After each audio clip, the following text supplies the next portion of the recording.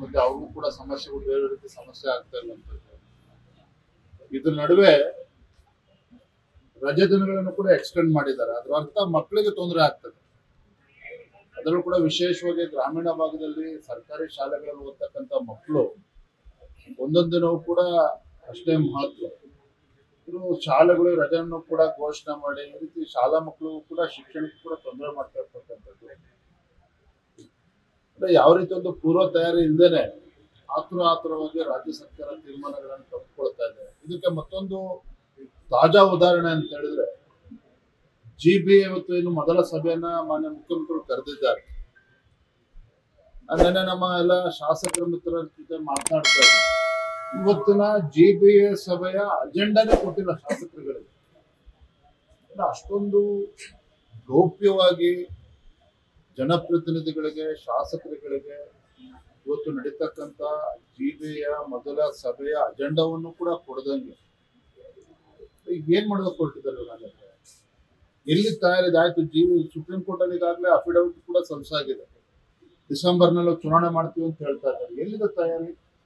ಅಧಿಕಾರಿಗಳು ವ್ಯವಸ್ಥೆ ಇದೆ, ಅದಕ್ಕೆ ಎಷ್ಟು ಅಧಿಕಾರಿಗಳು ಬೇಕಾಗ್ತದೆ, ಅದಕ್ಕೆ ಮೂಲಭೂತ ಸೌಕರ್ಯಗಳು ಯಾವುದೂ ಇಲ್ದೇನೆ ಇವ್ರು ಏನೋ ಒಂದು ರಾಜಕೀಯ ಚಟಕ್ಕೆ ಈ ರೀತಿ ಘೋಷಣೆಗಳನ್ನು ಮಾಡಿಕೊಂಡು ಯಾವುದೇ ಒಂದು ಪ್ಲಾನಿಂಗ್ ಇಲ್ದೇನೆ ಈ ರೀತಿ ಹೊರಟಿರ್ತಕ್ಕಂಥದ್ದು. ಈಗಾಗಲೇ ಬೆಂಗಳೂರು ಮಹಾನಗರ ಜನತೆ ಈ ಸರ್ಕಾರಕ್ಕೆ ತೂಚಿತ ಉಗುಳುತ್ತಾ ಇದ್ದಾರೆ. DK ಶಿವಕುಮಾರ್ ಅವ್ರು ನೋಡಿದ್ರೆ ಪ್ರಧಾನಮಂತ್ರಿಗಳ ಮನೆ ಮುಂದೆ ಗುಂಡಿ ಇದೆ, ಅಲ್ಲಿ ಗುಂಡಿ ಇದೆ ಅಂತ ಆ ಗುಂಡಿ ಲೆಕ್ಕ ಹಾಕಿಕೊಂಡಿದ್ದಾರೆ. ಇವತ್ತು ಬೆಂಗಳೂರಿನಲ್ಲಿ ರಸ್ತೆಗಳು ಕಾಣ್ತಾ ಇದ್ದಾವೆ, ಗುಂಡಿಗಳು ಕಾಣ್ತಾ ಇದ್ದಾವೇನೋ, ರಸ್ತೆಗಳು ಕಾಣ್ತಾ ಇಲ್ಲ. ಗುಂಡಿಗಳ ಮಧ್ಯೆ ರಸ್ತೆ ಹುಡುಕುವಂತ ಒಂದು ದಾರುಣ ಪರಿಸ್ಥಿತಿ ಬೆಂಗಳೂರು ಮಹಾನಗರದಲ್ಲಿ ಬಂದಿದೆ. ಆದ್ರೆ ದೊಡ್ಡ ಮನುಷ್ಯರು ಪ್ರಧಾನಮಂತ್ರಿ ದೆಹಲಿ, ಅಮೆರಿಕದಲ್ಲಿ ಏನಾಗ್ತದೆ, ಲಂಡನ್ ಅಲ್ಲಿ ಏನಾಗ್ತದೆ, ಲಂಡನ್ ಅಲ್ಲಿ ಏನಾಗ್ತದೆ ಕೇಳಕ್ ನೀವು ಬೇಕಾದಕ್ಕೆ ಬೆಂಗಳೂರು ಮಹಾಜನತೆ ಉತ್ತರ ಕೇಳ್ತಾ ಇರುವಂತದ್ದು ರಾಜ್ಯ ಸರ್ಕಾರದಿಂದ ಉತ್ತರ ಕೇಳ್ತಾ ಇದ್ದಾರೆ. ಬೆಂಗಳೂರು ಜನ ಉತ್ತರ ಬಯಸ್ತಾ ಇರ್ತಕ್ಕಂಥವ್ರು ಉಸ್ತುವಾರಿ ಸಚಿವರು ಅಂತ ಅನ್ಸ್ಕೊಂಡಿದ್ದಾರೆ. ಫಾಸ್ಟ್ ಟ್ರ್ಯಾಕ್ ಇರೋದು ಗುಂಡಿಗಳನ್ನ ಮುಚ್ಚುವಂತ ಕೆಲಸ ಆಗ್ಬೇಕು ಅಂತೇಳಿ ಜನ ಅಪೇಕ್ಷೆ ಪಡ್ತಾ ಇದ್ದಾರೆ. ಇವರು ದೆಹಲಿ ಹೊರದೇಶಗಳನ್ನು ಕಂಪೇರ್ ಮಾಡ್ತಾ ಇದ್ದಾರೆ ಮಾನ್ಯ ಸಚಿವರು. ಒಟ್ಟಾರೆಯಾಗಿ ಈ ಸರ್ಕಾರದಲ್ಲಿ ಎಲ್ಲವೂ ಕೂಡ ಒಂದ್ ರೀತಿ ಗೊಂದಲಮಯ. ಈಗ ಮಂಡ್ಯ ಮೈ ಶುಗರ್ಸ್ ಬಗ್ಗೆ ಹೇಳಿದ್ವಿ. ಅಲ್ಲೇ ರೈತರು ಪರದಾಡ್ತಾ ಇದ್ದಾರೆ, ಸಂಕಷ್ಟದಲ್ಲಿದ್ದಾರೆ. ಉತ್ತರ ಕರ್ನಾಟಕದಲ್ಲಿ ಈ ರೀತಿ ಅತಿವೃಷ್ಟಿ ಆದಾಗೂ ಸಹ ಕೃಷಿ ಸಚಿವರಿಗೆ ಅಲ್ಲಿ ಹೋಗ್ಬೇಕು ಅಂತ ಅನ್ಸೋದಿಲ್ಲ, ಕಂದಾಯ ಸಚಿವರಿಗೆ ಹೋಗ್ಬೇಕು ಅಂತ ಅನ್ನಿಸೋದಿಲ್ಲ. ಕಂದಾಯ ಸಚಿವರಿಗೆ, ಕೃಷಿ ಸಚಿವರಿಗೆ ಕಲ್ಯಾಣ ಕರ್ನಾಟಕದಲ್ಲಿ ಅತಿವೃಷ್ಟಿ ಆಗಿರ್ತಕ್ಕಂಥ ಸಂದರ್ಭದಲ್ಲಿ ರೈತರು ಪರದಾಡ್ತಾ ಇದ್ದಾರೆ.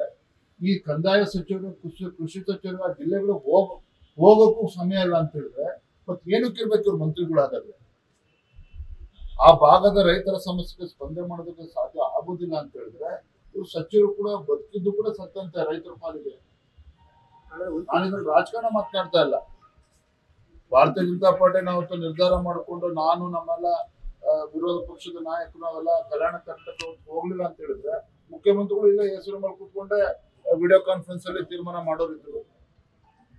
ಅವ್ರು ಬೀದರ್, ಗುಲ್ಬರ್ಗ, ಯಾದಗಿರಿ, ರಾಯಚೂರು ಎಲ್ಲ ಕಡೆ ಪ್ರವಾಸ ಮಾಡಿದ್ರು. ಅಶೋಕರು ಬೆಳಗಾವಿ, ಬಾಗಲಕೋಟೆ ಎಲ್ಲ ಕೂಡ ಹೋದ್ರು. ನಾನಿವತ್ತು ವಿರೋಧ ಪಕ್ಷಕ್ಕೆ ಎಲ್ಲದಕ್ಕೂ ಟೀಕೆ ಮಾಡ್ತೀವಿ ಅಂತೇಳಿ ಆಡಳಿತ ಪಕ್ಷ ಭಾವಿಸುವಂತ ಅವಶ್ಯಕತೆ ಇಲ್ಲ. ಇವತ್ತು ರಾಜ್ಯ ಸರ್ಕಾರದ ಆದ್ಯತೆ ಏನು? ರೈತರ ಸಂಕಷ್ಟಕ್ಕೆ ಸ್ಪಂದನೆ ಮಾಡೋ ತತ್ಕ್ಷಣ ಸ್ಪಂದನೆ ಮಾಡಬೇಕಾದ್ರೆ ಕರ್ತವ್ಯ. ನಿನ್ನೆ ಕೃಷ್ಣ ಬೈರೇಗೌಡ ಅವರ ಹೇಳಿಕೆ ನೀಡ್ತಿದೆ. ಈಗಾಗಲೇ 5.5 ಲಕ್ಷ ಸರ್ವೆ ಆಗಿದೆ ಹೆಕ್ಟೇರ್ ಅಷ್ಟು. ಬರುವಂತ 10 ದಿನ ಆದ್ಮೇಲೆ ಕೊಡ್ತೀವಿ. ಎಷ್ಟು ದಿನ ಕಾಯ್ಬೇಕು ಇನ್ನು ರೈತರಾಗತ್ತೆ? ಇವತ್ತು ಮಂಡ್ಯದಲ್ಲೂ ಕೂಡ ಇವತ್ತು ಗೊಂದಲ ಸೃಷ್ಟಿಯಾಗಿದೆ. ಅಲ್ಲೂ ಕೂಡ ಮೈ ಶುಗರ್ಸ್ ಇದರಲ್ಲಿ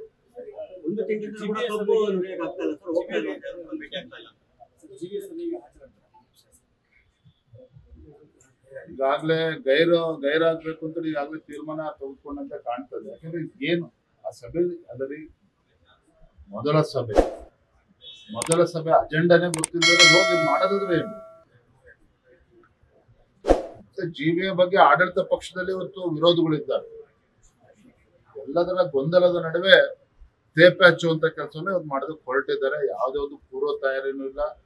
ಬೆಂಗಳೂರು ಅಭಿವೃದ್ಧಿಯ ಬಗ್ಗೆನೂ ಕೂಡ ಅವ್ರಿಗೆ ಚಿಂತನೆ ಇಲ್ಲ. ರಿಯಲ್ ಎಸ್ಟೇಟ್ ಮಾಫಿಯಾ ಜೊತೆ ಸರ್ಕಾರ ಸೇರ್ಕೊಂಡು ಇವತ್ತು ಆಡಳಿತ ನಡೆಸ್ತಕ್ಕಂಥ ಪರಿಸ್ಥಿತಿ ಬಂದಿದೆ. ಈಗ ನವೆಂಬರ್ ಸಿಎಂ ಬದಲಾವಣೆ ಬಗ್ಗೆ ಮಾತಾಡ್ತಾರೆ. ಈಗ ಅದೇ ರೀತಿಯಾಗಿ ಸಿಎಂ ಸಭೆ ಮಾಡ್ತಾ ಇದ್ದಾರೆ. ಸಚಿವರ ಡಿನ್ನರ್ ಮೀಟಿಂಗ್ ಕೂಡ ಕರೆದಿದ್ದಾರೆ. ನಿನ್ನೆ ರಹಸ್ಯವಾಗಿ ಕೆಲವು ಸಚಿವರುಗಳ ಜೊತೆ ಸಭೆಯನ್ನು ಕೂಡ ನಡೆಸಿದ್ದಾರೆ. ಇದು ಏನ್ ಸೂಚಿಸುತ್ತೆ? ಆಡಳಿತ ಪಕ್ಷದಲ್ಲಿರುವಂತಹ ಸಚಿವರು ಶಾಸಕರ ಪ್ರತಿಕ್ರಿಯೆಗಳು, ಅದಕ್ಕೆ ಆಡಳಿತ ಪಕ್ಷದವರು ಅವರೇ ಏನು ಇತರ ಶಾಸಕರು ಮಂತ್ರಿಗಳು ಏನು ಉತ್ತರ ಕೊಡ್ತಾರೆ, ಇದರಲ್ಲೇ ಗೊತ್ತಾಗ್ತದೆ ಕಾಂಗ್ರೆಸ್ ಪಕ್ಷದಲ್ಲಿ ಆಡಳಿತ ಪಕ್ಷದಲ್ಲಿ ಆಲ್ ಇಸ್ ನಾಟ್ ವೆಲ್ ಅನ್ನೋದು ಸ್ಪಷ್ಟ.